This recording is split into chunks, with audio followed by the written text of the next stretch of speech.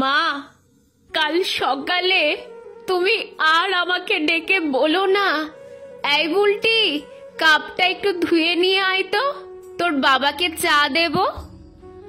আমি কিন্তু কালকে তোমাদের মেয়ে থাকবো না মা, আমি অন্য বাড়ির বউ হয়ে যাব।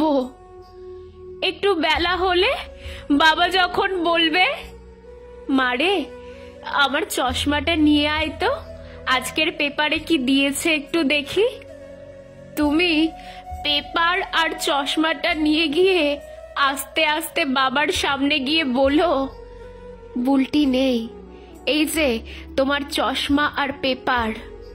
বাবা যখন অবাক হয়ে এক দৃষ্টিতে তোমার দিকে চেয়ে থাকবে, চোখের কোণে গড়িয়ে পড়া জলের ফোঁটাটা মাটিতে পড়ার আগেই তুমি আঁচল দিয়ে মুছে দিও কিন্তু মা, আর বলো, এই তো আর কদিন পরেই চলে আসবে তোমার মেয়ে, চিন্তা করো না এত।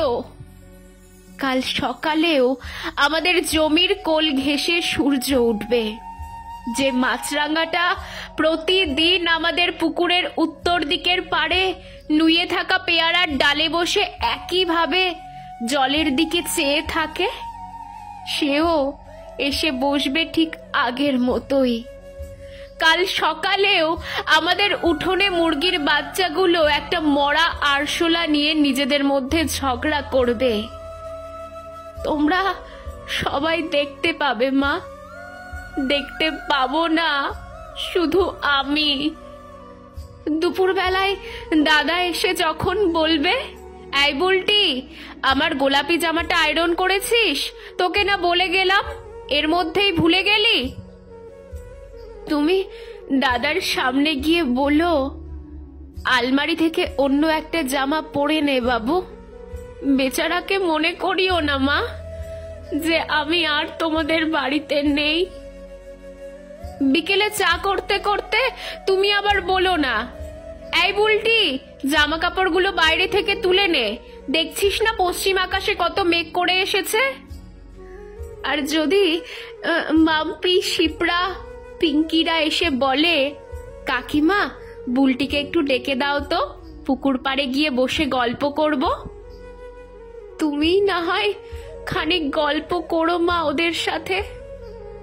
আমার যে আর কোনো দিন পুকুর পাড়ে যাওয়া হবে না, আর গেলেও কারো অনুমতি নিয়ে যেতে হবে। চোখের জল মোছো মা, দেখো দুদিন পরে সব ঠিক হয়ে যাবে। বাবা কোথায়? বাবাকে দেখে রেখো মা, খাবার পরে বাবার ওষুধগুলো মনে করে দিও প্রতিদিন, আর গরম জল করে দিও দাদাকে রোজ রাতে, ওর যে ঠান্ডা লাগার ধাত। দাদুর জামা কাপড়গুলো বের করে রোদে দিও মা। আর আসতে হবে না আমার সাথে, যাও মা, ঘরে গিয়ে বাবাকে একটু সান্ত্বনা দাও, বাবা যে খুব ভেঙে পড়েছে। আমার সুখ নিয়ে তোমাদের ভাবতে হবে না, সুখের কথা যে মেয়েদের ভাবতে নেই। শুধু তোমরা ভালো থেকো মা, তাহলেই আমি হাজার কষ্টের মধ্যেও ভালো থাকবো। ভালো থেকো মা।